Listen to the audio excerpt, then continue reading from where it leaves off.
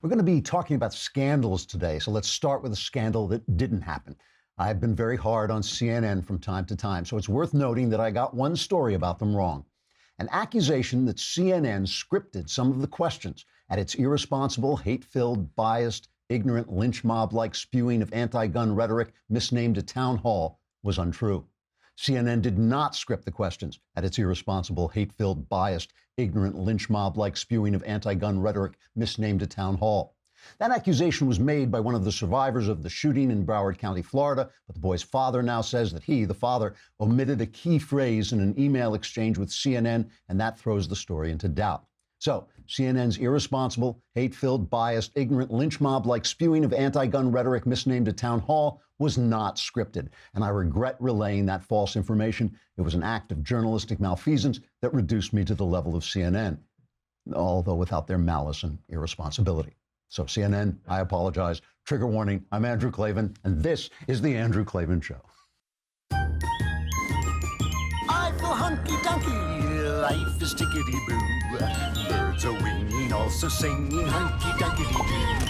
Ship-shaped, tipsy-topsy, the world is zippity-zing. It's a wonderful day, hurrah, hooray! It makes me want to sing. Oh, hurrah, hooray! Oh, hooray, hurrah! All right, it's Mailbag Day. Hooray! All your problems will be solved by the end of this show. It's going to be great. Look in the mirror. That schlub you see looking back at you. That guy will not be here, or girl will not be here at the end of the show, because I will answer your questions. The answers are guaranteed 100% correct and will change you from that schlub into something unimaginable. Unimaginable, hopefully in the good sense of that word. Remember, if you want to be in the mailbag, you got to subscribe to the Daily Wire. Come to thedailywire.com and pay us 10 lousy bucks, and we will give you a full month's subscription. For a lousy $100, we'll give you the whole year. Plus, we'll give you the Leftist Tears tumbler. You can try this at home. Take your Leftist Tears tumbler, put it next to you, empty, as the show begins. By the end of the show, it will be filled with Leftist Tears, which cure all kinds of diseases and skin problems. Some of this I may be making up. I'm not sure. All right. One of the questions I get asked most often is, what the hell is wrong with you people? Why can't you do anything right? And the reason is we didn't use ZipRecruiter when we hired our staff. ZipRecruiter is the way to go if you want to get competent people. That was the word we left out when we were staffing the Daily Wire. ZipRecruiter posts your jobs to over 100 of the web's leading job boards. So with just one click, and then ZipRecruiter actively looks for the most qualified candidates and invites them to apply. They even review every application to identify the top candidates, so you never miss a great match. And that's why ZipRecruiter is different, because unlike other hiring sites, ZipRecruiter doesn't depend on the right candidates finding you. It finds them. And believe me, the one thing we don't want is the Daily Wire is the right candidates finding us, because we've been hiding from them for years. This is no wonder 80% of employers who post on ZipRecruiter get a quality candidate through the site in just one day. 80% get their man or woman in one day. ZipRecruiter is the smartest way to hire. And now my listeners can post jobs on ZipRecruiter for free. That is fairly inexpensive, free. Just go to ZipRecruiter.com/dailywire. That's ZipRecruiter.com/dailywire. One more time, to try it for free, go to ZipRecruiter.com/dailywire. You won't even have to spell Klavan, and ZipRecruiter is the smartest way to hire. Today, what I would like to do is read a piece. Joseph Epstein is a good writer, conservative columnist, writes in all the conservative papers, the Weekly Standard, Wall Street Journal. And he wrote a piece yesterday on the op-ed page of the Wall Street Journal that really struck me. And I'm going to read a fairly substantial portion of it. It is worth listening to. And then I want to address some of the stuff he says. It's called "The Only Good Thing About Donald Trump Is All His Policies." And he starts out, "My son Mark, whose mind is more capacious, objective, and generous than mine, nicely formulated the Donald Trump problem for thoughtful conservatives. I approve of almost everything he has done, and I disapprove of almost everything he has said. I second the motion. I approve of the Neil Gorsuch appointment, the moving of the U.S. Embassy from Tel Aviv to Jerusalem, the removal of often strangling regulation from such much commerce, the opening of the Keystone Pipeline, the tax reform law, and more. I disapprove of the bragging tweets, the touchiness, the crude put-downs of anyone who disagrees with him, little Marco, insecure Oprah, sloppy Steve, and the rest. The unrestrained vulgarity.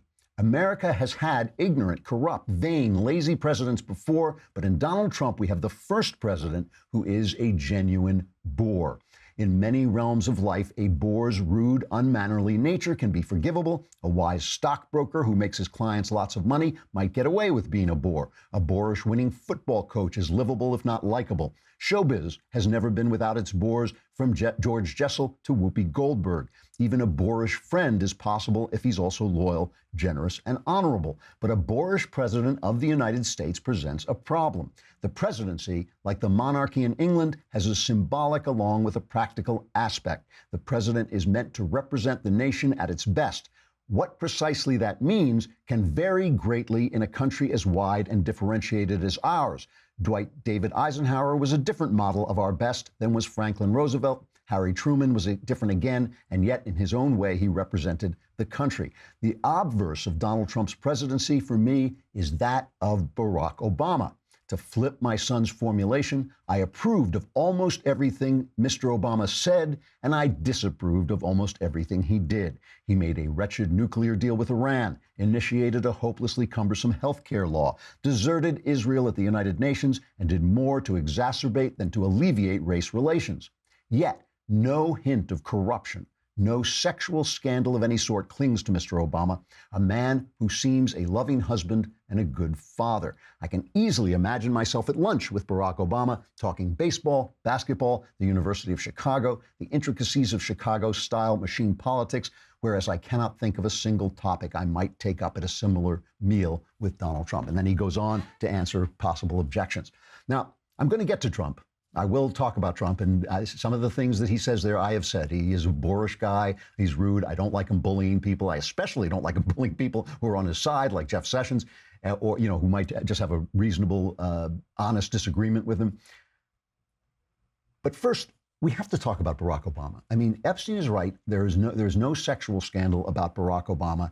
And, you know, as far as I know, good father, good husband, I have no way of knowing what goes on behind closed doors. But if it ain't out there in the open, we have to just respect what we see, and I do respect it. I do think it. You know, one of the things about this sex scandal thing, I was just reading about this because this is one of the things Mona Charen got booed at CPAC for, saying we've been hypocritical in our treatment of sex scandals when we went after Bill Clinton, but now we don't go after Donald Trump for some of the stuff he did. Trump wasn't doing it in the Oval Office, which I think is really important. I never went after Clinton for the sex scandals, except to say what it meant about his character, which I will get to. But one of the things, I was just reading about this. Do you know that the Greeks and the Romans had no word that means morality as we understand it? The Greeks had the word ethikos, which is ethics, and it meant pertaining to character. It was how you tended to behave as a human being. And Cicero translated that into Latin as moralis, but it meant what ethikos meant. It meant pertaining to a person's character. When we started using moralis in English, it began to be used as as like you would say, the moral to a story. So it was practical wisdom, like the moral to the story is a stitch in time saves 9. And then they started to say, well, if you had a moral virtue, it would be because you were the kind of person who provided a stitch in time and saved 9. It was very practical. But then it started to come into use as the way we use it as morality. By the 17th century, the 1600s, it meant almost exclusively sexual morality. And one of the things that always puzzles me is why, when we talk about morality, we so quickly go to the way people behave sexually. And I know that I'm loosey-goosey for a conservative on this. It's not that I think any form of sex is great. It's not even that I don't think God disapproves. It's that I don't think it's my business to disapprove of what people do in their private lives. I am not the judge of sin. I know some of you think I am, but I am not the judge of sin. I'm not the old man with the beard living in the clouds. There is one, but it ain't me. And so, you know, I'm always puzzled by this. I really do think when I talk about morality, I'm using it in its classical sense as the nature of character. So let's for a minute just examine this claim that Epstein makes that that no hint of scandal, is that what he said? No hint of scandal. Yes, no hint of corruption. No hint of corruption touched the Obama administration.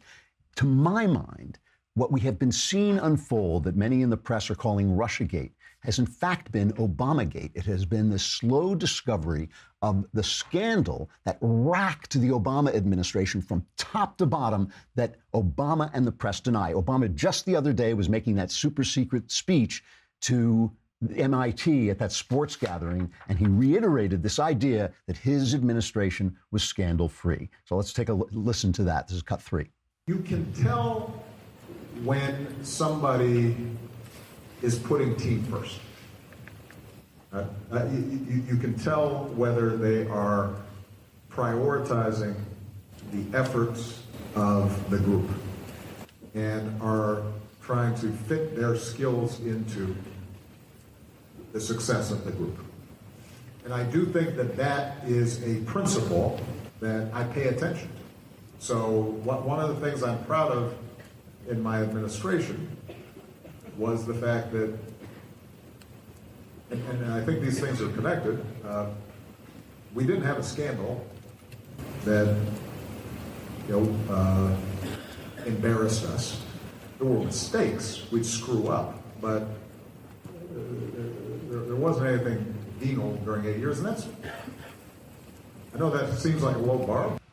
So there wasn't anything venal. We were all for the team. We may have screwed up from time to time, but there were no scandal. Now, the reason I say Russiagate is really Obamagate is what it has revealed, which is only the final part of this picture of Obama as running a machine-like Democrat government. And we've seen machines. We saw it. I lived in New York at its worst in the 70s.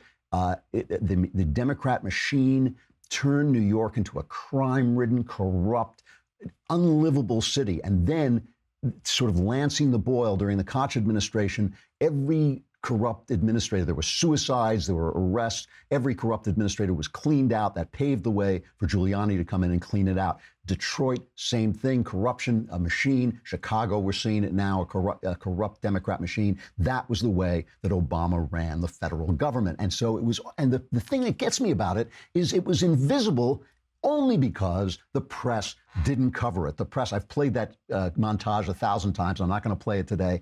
But the press just said, oh, it was scandal-free. The administration was scandal-free. And that was part of the scandal. Sometimes when I mention this on Twitter or social media, somebody will come back and say, nobody was indicted under the Obama administration. That was part of the scandal because the Justice Department was so corrupt that it wasn't indicting anybody. Now, first of all, let's just say under this Russia thing, what we've now learned that I think is fair to say, because even the Democrats released their memo and it didn't really contradict this. It said it was contradicting it, but it didn't.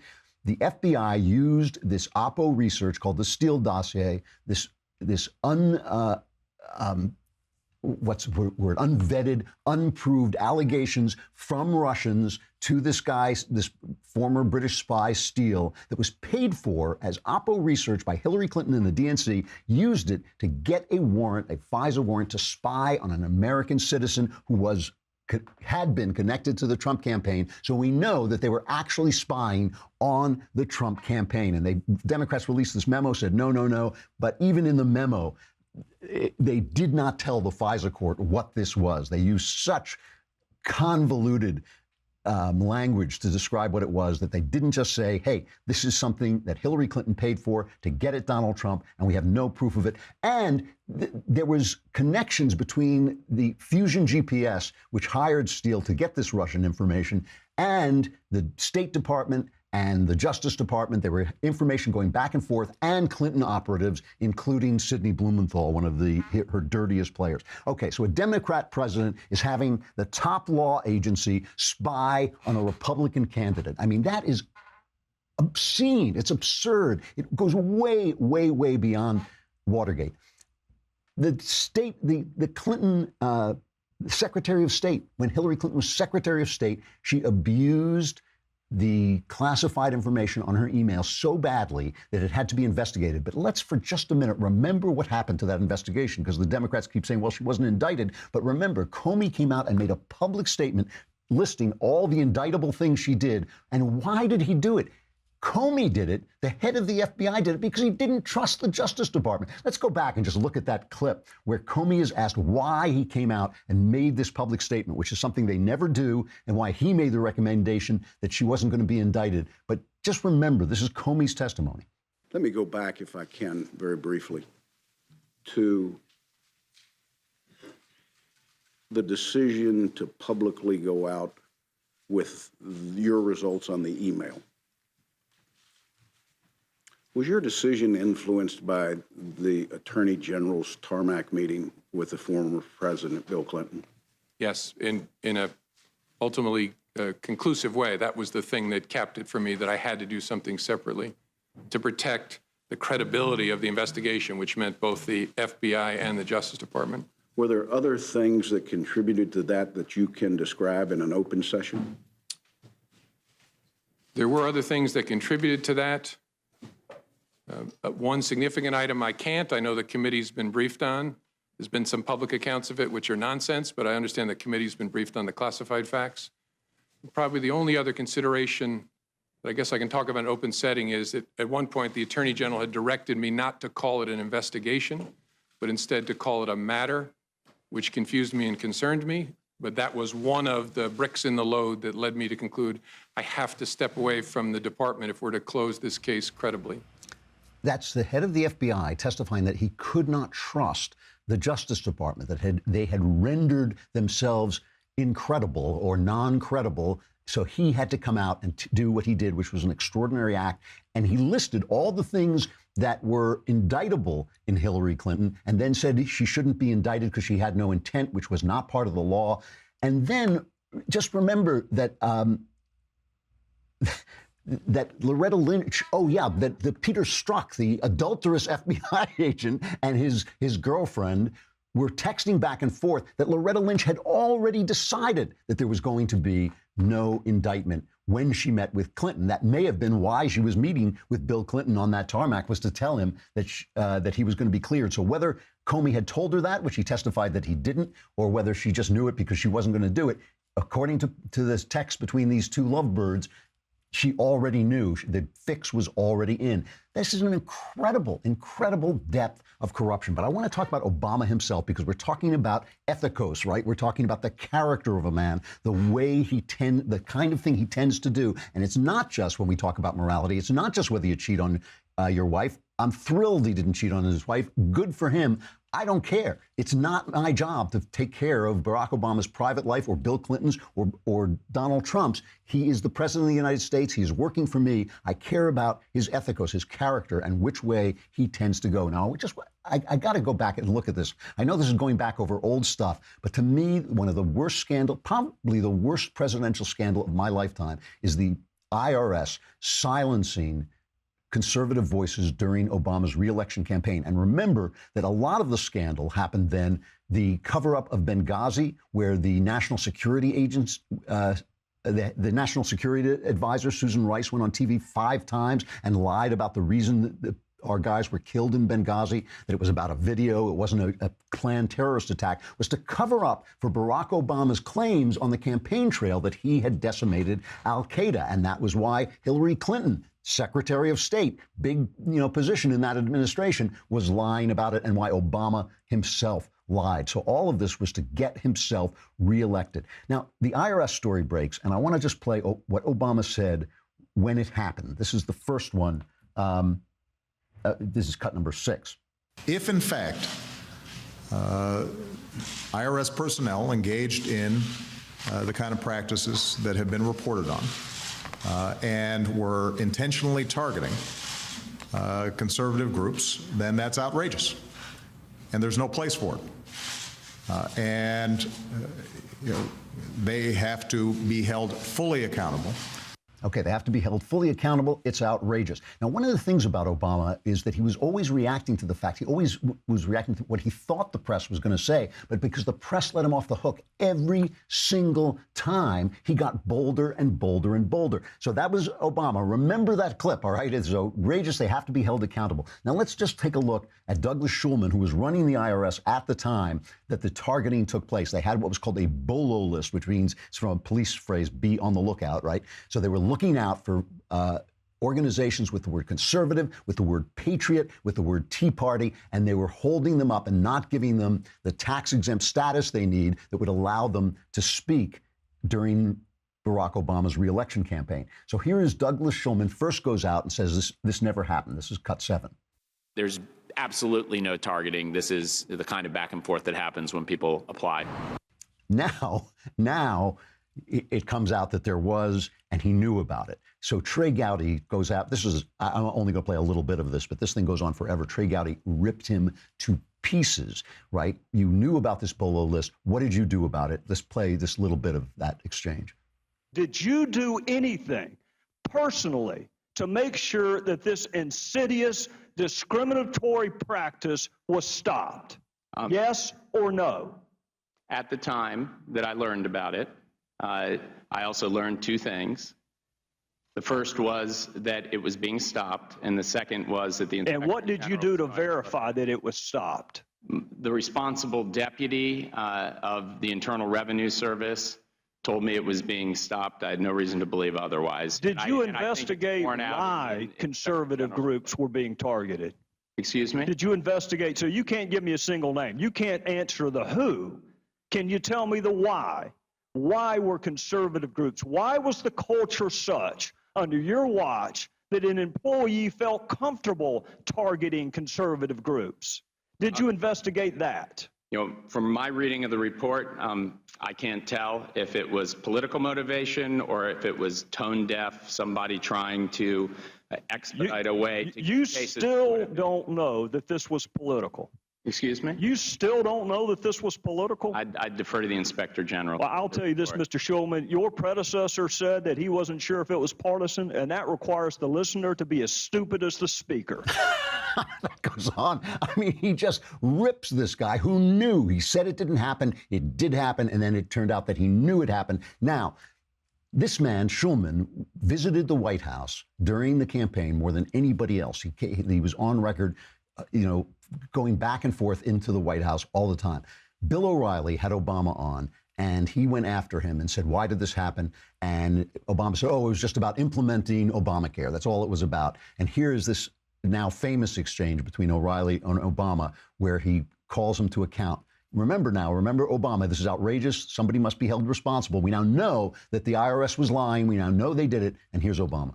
What some people are saying is that the IRS was used at a local level in Cincinnati, maybe other places, to go after. Absolutely wrong. But how do you know that? Because we still don't know what happened there. Bill, we do. That's not what happened. Folks have, again, had multiple hearings on this. I mean, these kinds of things keep on surfacing, in part because you and your TV station will promote them. But when folks actually are unanswered questions, Bill, when you actually look at the stuff, there have been multiple hearings on it. What happened here is that you've got a 501c4 law that people think is confusing. No, that the folks did not know how to implement, because it basically says. So you're saying if you were involved, no corruption there at all? No, that's not what I'm saying. That's actually no. But I want to know what you're saying. You're the leader of the country. You're saying no corruption. No. None. No. There were some boneheaded decisions. Out of a but no local mass office. corruption. Not even mass corruption. Not even a smidgen of corruption. Okay.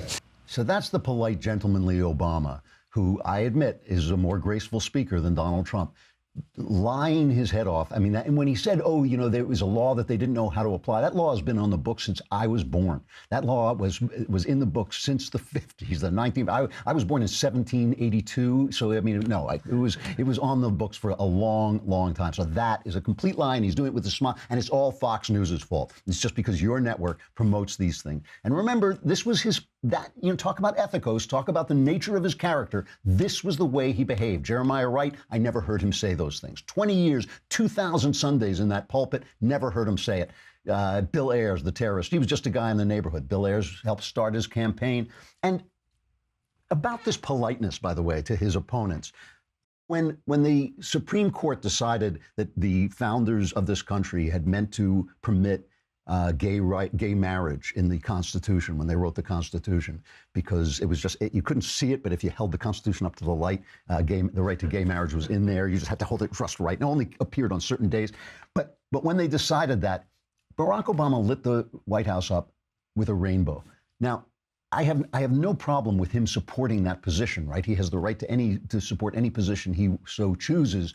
But that was saying to 50% of the country who very much held that to be a principle, held the wrongness of that decision to be a principle. That was telling them this White House doesn't belong to you. This White House is no longer white. This is a rainbow White House. It doesn't belong to you. Now, even if you agree with him, even if you agree with the Supreme Court, that's a rude, nasty, mean, stupid, un-American thing to do. And that was part of Barack Obama's character, too. He was a master troll, just like the guy who followed him, just like Donald Trump. Now, I'm going to end by, I went a little long on this because it's so, it bears remembering. I know he's not president anymore, but remember the press said this thing was scandal-free. Joseph Epstein is in the Wall Street Journal saying it's scandal-free. Obama in that speech is not only saying it's scandal-free, he's telling Google and Facebook to change their algorithms so you can't find all those nasty Fox News reports about just how scandalous it was. So he wants the silence to continue. He wants to write it into history as much as possible and obliterate the facts as much as possible.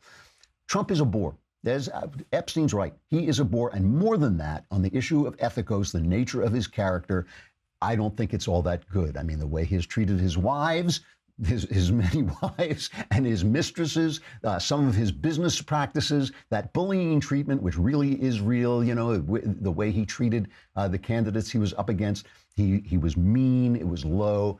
This does speak to character. It's more than just boorishness, I think. Now, on the other side of that, the Heritage Foundation, a rock-solid conservative organization, has released a report saying that with unprecedented speed, the Trump administration has already implemented nearly 2/3 of the 334 agenda items called for by the Heritage Foundation, a pace faster than former President Reagan, who embraced the conservative think tank's mandate for leadership blueprint. They're just absolutely delighted with the way that Trump has acted. And remember, Trump hasn't done anything. You know, his talk is extreme, but everything he's done has been just typical Republican governance, and that the Republicans don't do. Typical conservative Republican governance. So it's entirely possible that a man whose character is questionable or has been questionable in the past is doing good things for the country. And that is disturbing. I mean, that does carry with it a moral hazard. It means that we have to follow Donald Trump in what he is doing just as far as we can. Because I'm not a pearl clutcher. I don't care if he cheated on his wives. I really don't. I think it's a rotten, low thing to do. I think it does speak to your character to treat your wives like that. But it's none of my business. It's not something he did in the White House, first of all. And second of all, it's not what I hired him to do. If you're a heart surgeon and you're cheating on your wife, I don't care. Just fix my damn heart, you know. So, but it does mean that if we follow the man, and not the principle, if we follow the man and not the politics, if we follow the man and not the policy, we could follow him right off a cliff. And recently, I've been a little worried about Donald Trump when he starts talking about gun control. And yeah, don't worry, we'll stand up to the NRA, who supported him so powerfully during his election, when he starts passing a budget that plunges us into trillions of dollars into $1 trillion of debt. I worry that he's going to go back to his Democrat roots. I think you and I have to keep our heads and keep our hearts. We have to keep hold of our hearts and not just follow the guy off the cliff if that's the way he goes. For right now, I'm not clutching my pearls. I don't care, you know, what he is. But don't forget, Epstein is right at least about this, that a guy whose character is questionable doing great things does present a problem. I'm not going to surrender the present victories for a possible wrong turn in the future. That would be nuts. But I am going to keep hold of my heart and not necessarily follow him wherever he goes. All right, the mailbag is coming up, but I got to say goodbye to Facebook and YouTube. Come on over to thedailywire.com. You can hear the rest of the show while you're there. You know what would be a good idea? Subscribe to the website. Then you can watch the whole thing right there. And if you subscribe for a year for a lousy $100, you get the magical Leftist Tears tumbler, which does just, it's insane. It was empty when I started, and now, Leftist Tears. All right.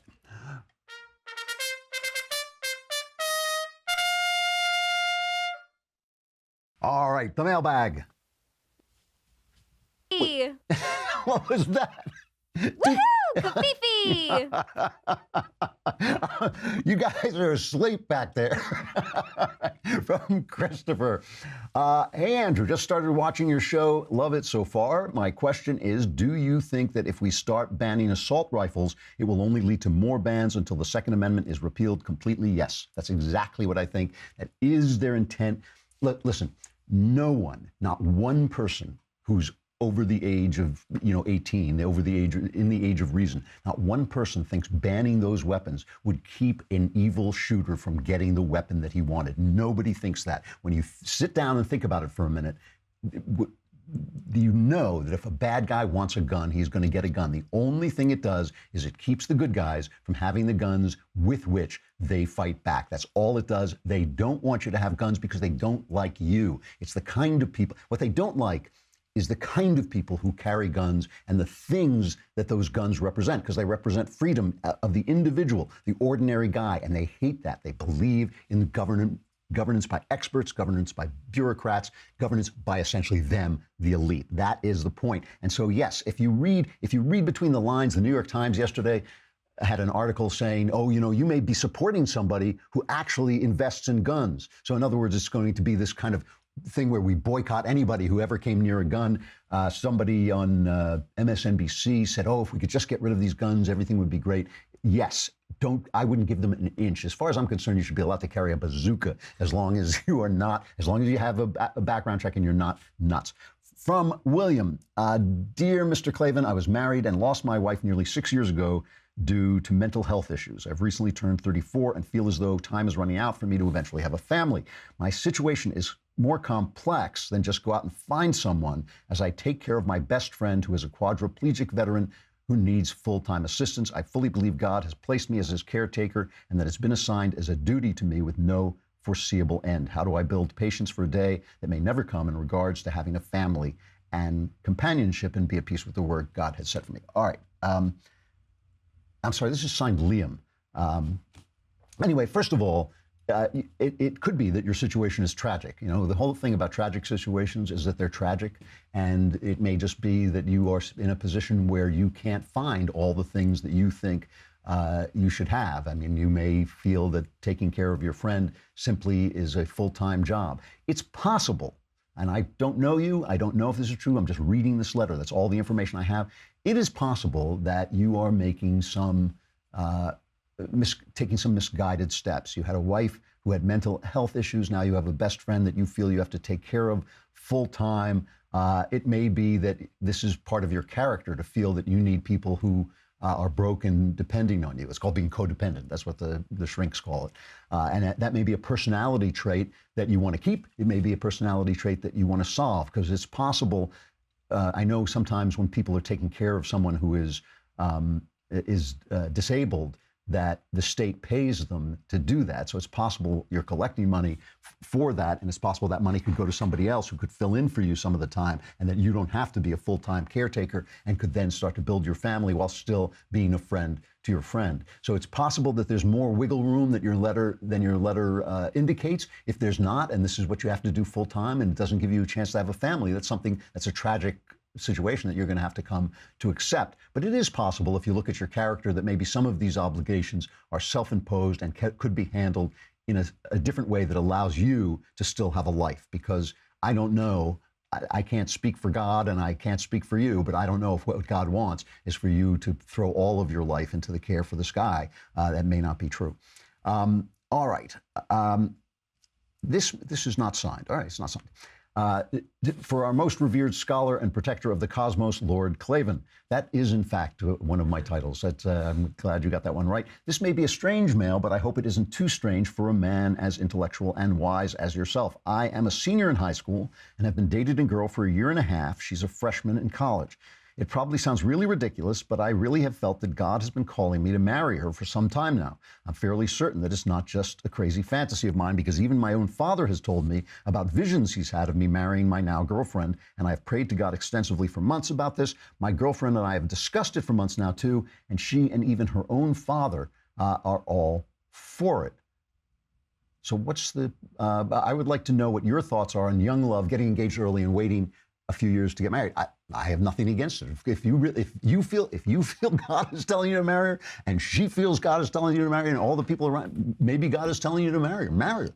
I mean, I don't even understand what the problem is. I guess what I'm hearing is that the problem is people say don't marry young, and that may be good advice in general, it might be a good thing to be careful about. It might be a good thing to think about, but it doesn't mean in your particular case that's true. I mean, I know this. My marriage is the making of me and the central joy and consolation of my life, and I did everything wrong. I did every single thing wrong. If you look at what I did on paper, my wife and I did on paper, we frequently think about this. Somehow God took care of it. If you really do feel this and you feel convinced that God is telling you to do this, and she feels convinced and you love her, my blessings upon you. All right. From Seth, Mr. Klavan, what are some examples of regulations that currently keep the costs of medical care high? Is it realistic to think that a community can cover others' medical and long-term care needs without federal involvement? If so, what does this community structure look like, and how would the community operate to help others' medical needs? Well, first of all, if a community can't cover it, why should the federal government be able to cover it? Healthcare is bottomless. The expenses of healthcare are bottomless because you can keep a guy alive forever. Does his Viagra get covered? Does his anti-bald medicine get covered? What gets covered and what doesn't get covered? Though once you start it is a bottomless pit. And if a rich guy can afford it and a poor man can't, does the federal government make up the difference?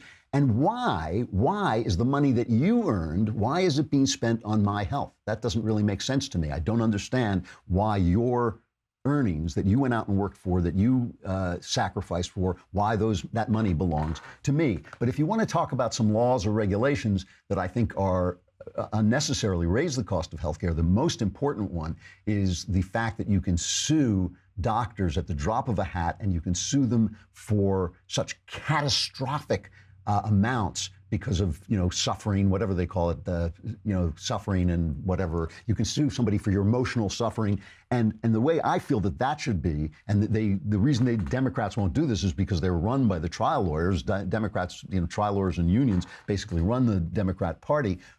Republicans might think about doing this, is that, look, it's an emotional thing. When a doctor makes a mistake, terrible things happen, and you go in before a jury, and the jury says, oh, yeah, we'll award you $1 billion. That means the doctor's health insurance goes skyrocketing. That means your costs skyrocket. The way I feel about this is that it's not malpractice unless you can show that the guy is actually practicing badly. If a guy makes a mistake and it costs you, I'm not sure you should be able to sue him. The other thing that raises prices is insurance that covers everything. Insurance, as far as I'm concerned, should only be for catastrophic illnesses, because take your car to the mechanic, and he'll say to you, are you insured? And you say no, and he'll say, well, that'll be $50. And you'll say, well, wait, I am insured. Oh, it'll be $400, because nobody cares about taking the money from the insurance companies. And that's what happens with doctors too. So there's a lot of things we could do to bring down medical costs. There are a lot of things we could do to bring down the cost of insurance too, by allowing competition across state lines. There's absolutely no excuse for the federal government to take this over, even though I can see why it's tempting to do it. But I just don't see why we should live in a socialist society when we know what happens to socialist societies. Everybody keeps pointing to England. Their healthcare thing is broke. You have to wait forever. Canada, come down here to get good care. I think that it's going to be unfair. Rich people, the rich they will live and the poor they will die. That is the old song, and it's going to be true that rich people are going to get better health care no matter what.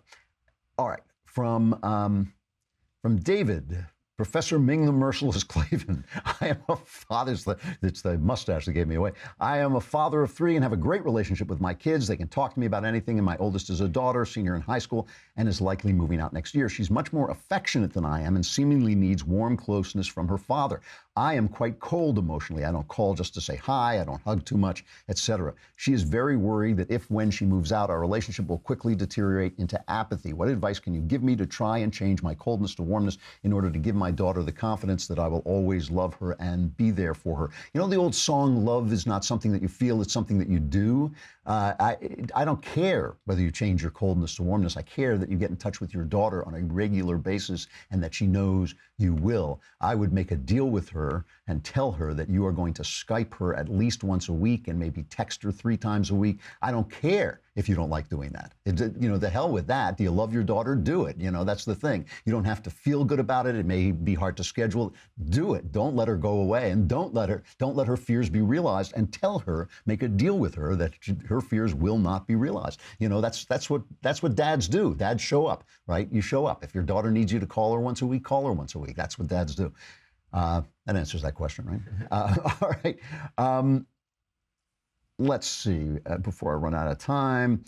Hello, Andrew, from Chris. Do you think social media is eroding our private lives? It seems like any good time I have is always undermined by one participant broadcasting it in some way for outside viewership. There's practically no escaping it. Maybe I'm being paranoid, but I just wanted your input. No, you're not being paranoid. Social media, first of all, it's not the media, it's us. It's the people. The media just sits there unless we do stuff with it. So I always hate it when they say social media is doing this, video games are doing that. It ain't the media, it's us. And they always talk about, well, do video games make you violent? It's like, if you're playing them 12 hours a day, sure, they'll make you anything, Play it a half hour every now and again, it's not gonna hurt you at all. Same thing with social media. It is really addictive. It sets off whatever, you know what it's like? It's make-believe fame. It's make-believe fame. When people recognize, one of the things I loved about being a writer is you never got recognized, but now I'm on the camera, so I get recognized. And you get this little burst of like, oh my goodness, I matter in some way I didn't, it's all nonsense, right? You don't matter any more than you did the day before. It's absolutely nonsense. Twitter does the same thing, and all these social media platforms do the same thing. And they're addictive, and people overuse them. I've talked, mostly it's been girls, I don't know why, but mostly it's been girls where you talk to them, and while you talk to them, they're going through their Snapchat thing, and they're pressing like. And of course, I think there's a reason it is mostly girls, but I think that, that is damaging. I think it's damaging when you go on vacation and every minute has to be broadcast to the world. I think it's damaging to think that your life matters so much that everybody has to like it. I think it's damaging not to make your own judgments about things. I'll tell you how old-fashioned I am. I think it's damaging to take pictures of things when you can experience them. I remember I was at a bullfight once and took pictures, and I just stopped and I said, I'm never going to go back to this because it's a sadistic mess, but I do want to see it while I'm here. I believe that we do a lot to separate ourselves from the actual experience of life, and social media is part of it. But again, it's not the media, it's you, it's what you're doing, and you can always turn to your friends, as I do frequently, and say, put that damn thing away. I'm very annoying about it. All right. I'll take one, boy, I'm out of time, but I'll take one more quick one. It's, hi, Andrew. I'm a 20-year-old male college student who has lived with a lifelong stutter. And it's a very long letter about how painful and difficult a stutter is. He says, I'm a practicing Catholic, and I'm currently reading your memoir, The Great Good Thing. As someone who has had a unique and special road to self-discovery and fulfillment, would you offer any advice into what I may be able to do to improve my situation? The stutter has basically isolated him. I had a good friend with a stutter, and it really is painful, and I don't blame you it's a real situation. You really do have to have courage to overcome it and to overcome your shyness. And courage is really the only thing that I can suggest, except for one other thing. John Glenn, the great astronaut and one of the greatest flyers in the history of aviation, he married his childhood sweetheart. I think her name was Annie. And she had a terrible stutter, and she never wanted to leave. And he once famously told the Vice President of the United States that he couldn't see her because she didn't want to be on television because she had this terrible stutter. She found a place called the Hollins Communications Research Institute, which didn't eradicate her stutter, but it really helped her with it. And it might be worth checking out what they do and whether you can find it in your locality, because there are treatments for stuttering that do work, and it may be that the people you've seen so far haven't been the right ones. I mean, look, it's painful. I don't know what to tell you except have courage and do what you can do as much as you can do to not be isolated and not be alone because of what is essentially an affliction. But also look into that. Look at what Annie Glenn did, because she had this all her life. And I think she was in her 50s when she went to this place. And this is a very touching story that she called home. She called John Glenn, and he burst into tears because suddenly she wasn't stuttering. She had this really painful stutter. So there is hope, and I hope you'll look it up. And if you find something that works, I hope you'll write back and let me know. All right, I'm out of time. Tickety-boo news.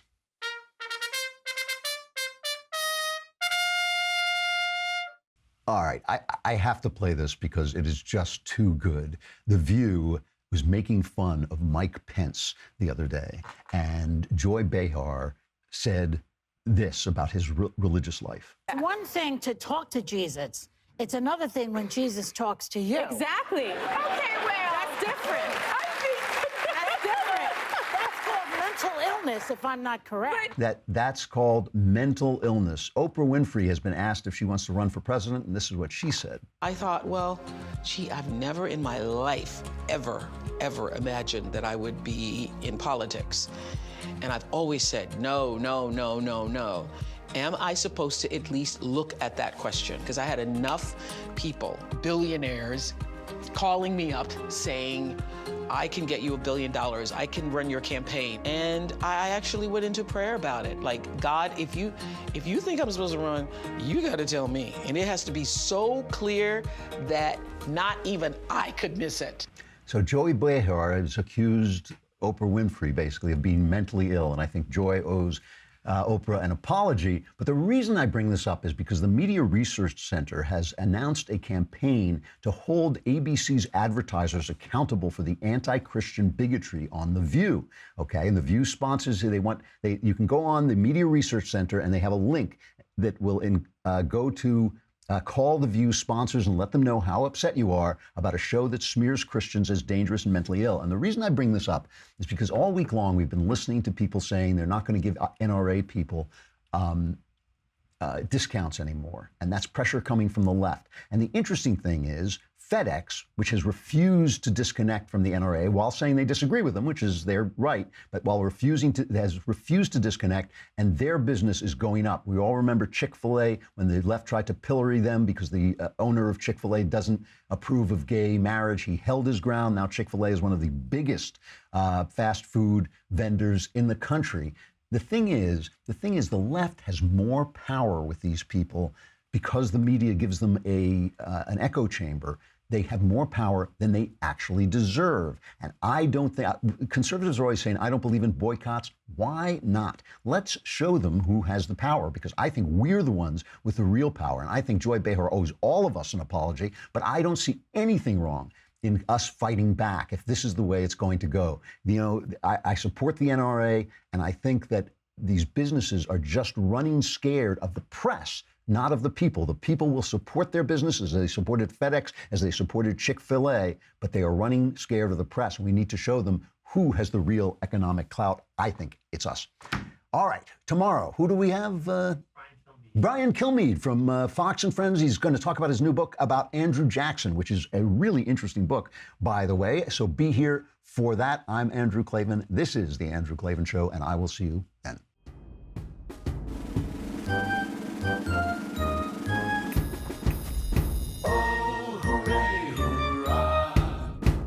The Andrew Klavan Show is produced by Robert Sterling. Executive producer, Jeremy Boring. Senior producer, Jonathan Hay. Our supervising producer is Mathis Glover. Technical producer, Austin Stevens. Edited by Alex Zingaro. Audio is mixed by Mike Cormina. Hair and makeup is by Jesua Alvera. And our animations are by Cynthia Angulo and Jacob Jackson. The Andrew Klavan Show is a Daily Wire Forward Publishing production. Copyright Forward Publishing 2018.